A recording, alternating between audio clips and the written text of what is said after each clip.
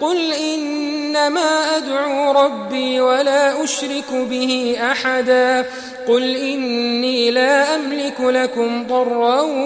ولا رشدا قل إني لن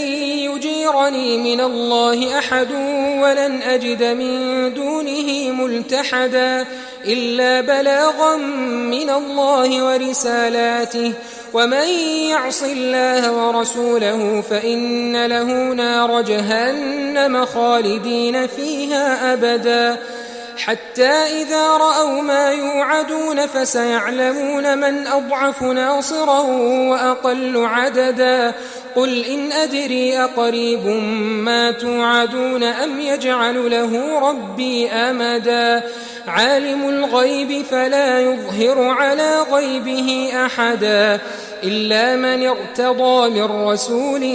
فإنه يسلك من بين يديه ومن خلفه رصدا ليعلم أن قد أبلغوا رسالات ربهم وأحاط بما لديهم وأحصى كل شيء عددا.